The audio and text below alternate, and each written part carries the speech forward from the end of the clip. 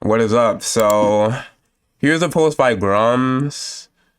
It's about a YouTuber called Andy Cortez. He goes off on gaming grifters to criticize DEI in games. But first, if you like the video, remember to like, subscribe, comment. It really helps me out.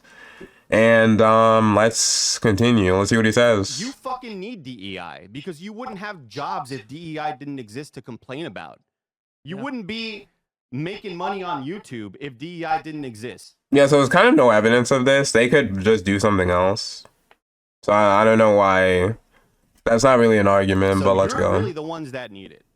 Unless your game has only white dudes. If you have a woman, she better be fucking hot. Wait, a woman? All I know is body type A and body type B. Well, what is this woman he speaks of? Yeah. You know, get an ugly woman out of my game. Yeah, you'd be lucky if they are a woman in the first place. That lady And even if they are a woman, they definitely won't be called one. better be super smoking hot. Yep. That's the way they think, right? Back in the day. So he's saying that they better be smoking hot. So the problem with DEI is not that the woman isn't hot. It's that the women are made intentionally ugly and censored. You can see this with like the a million remakes that come out. Like with Resident Evil, they censored and they changed her skirt and like to like a more censored outfit. An example on my channel with Relink where they censored Zeta, they censored Jita, I believe, as well. For Resident Evil, they censored the mode where we can take sexy pictures and stuff. So him saying that, so he's just being disingenuous, to be honest. Game development studios were primarily white dudes, and they didn't really think about diversity. So I'm actually not sure if like that's even correct because, first of all, a lot of games are made by Asian developers. I'll go through a few series. Metal Gear was made by an Asian man. Silent Hill, Resident Evil, I believe, as well. Smash Bros. I mentioned DMC. I'm not sure. Devil May Cry. There's like a lot of Asian men in gaming, to be honest, and Asian gaming companies. So I don't know what he's referring to here. I mean, there are a lot of white men. There are a lot of white men for sure, but him like saying like it's like I'm not even sure if there are more white men than Asians. Honestly, I'm not sure actually. And that's one thing, right? It was a lot rarer to find non-white dudes in game development. Yeah, well, I already proved that wrong, so and let's... as that changes, and as college and learning and all that stuff kind of becomes more ubiquitous and more available for everybody, more and more people from different...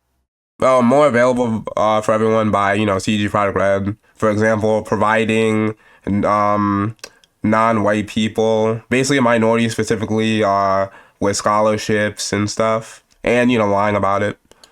From walks of life, want to get into game development. Yeah.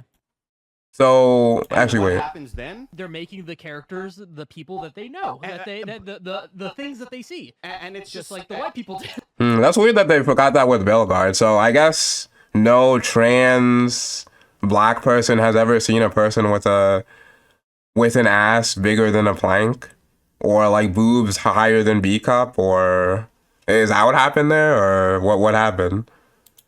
just like you put yourself into stories, right? Yeah. And I talked about that with Dragon Age Veilguard, how the game director Corey. Yep, Veilguard.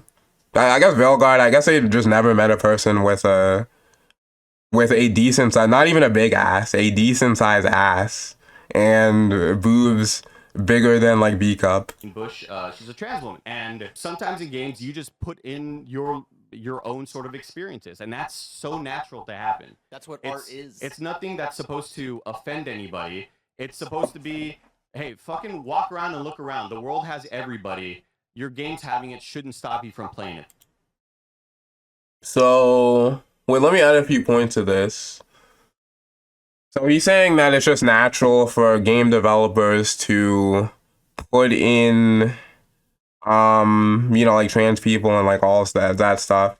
So the problem with the argument is not that trans people or whatever, what have you, are in the game.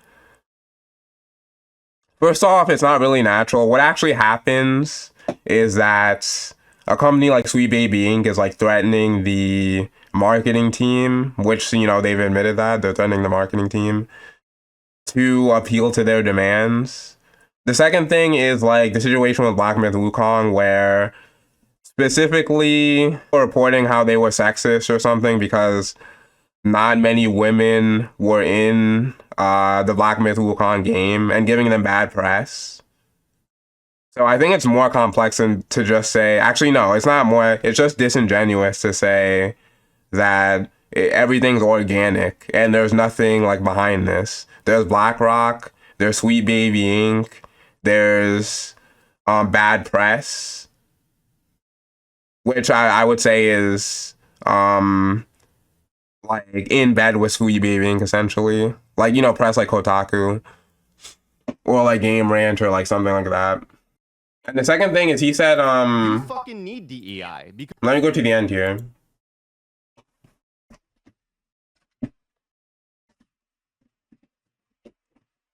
natural to happen. That's what art is. It's nothing that's supposed to offend anybody. It's supposed. So first off, when white people put themselves in the game, the problem with DEI is like lecturing the player. When white people, or really Asian people as well, but you know, he thinks like, you know, it's mostly white. But when they put themselves in the game, they never lectured you about their race or anything like that. They didn't lecture you about how scholarships are mostly to minorities and they're excluded from them. They didn't lecture you about how schools specifically discriminate against white people. So to let in minorities at like a higher rate. So, yeah. That's the problem, that there's like lecturing going on, especially with Veilguard, where there's the whole lecturing of like the trans thing and you have to do like the barb and like all of that. Like they never lectured you, it was just a game. To be, hey, fucking walk around and look around. The world has everybody. Your game's having it shouldn't stop you from playing it. And it's kind of interesting because he says look around. I don't... Like, when I look around, I see male and female, not body type A and body type B.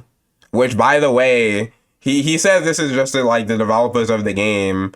That's pretty interesting to say because maybe like a month ago, the Dragon Quest, there was like an interview with like the developer of Dragon Quest and the Shonen Jump editor. And he specifically said that, you know, he didn't want to... They essentially said they didn't want to censor the game. They didn't want to like deal with the Western censorship and didn't want to change things to like body type A and body type B. Yet that interview got removed. And I believe, whether the company apologized or something like that. So him like implying it's just like the developers naturally doing it is like ludicrous. And also the director of like... No, the developer of Senran Kagura, he actually left developing games for PlayStation because of all the censorship. So him like saying like it's all organic and stuff is like just nonsense. Like there's too many examples. Like I actually listed all the examples of like censorship and stuff like that. That's clearly against what the developers want. Then it would be like too numerous. So yeah, he's just wrong. Okay, he's just wrong. But yeah, that's what I wanted to talk about. And yeah, if you like the video, then yeah, leave a like, subscribe, and yeah, I'll see you.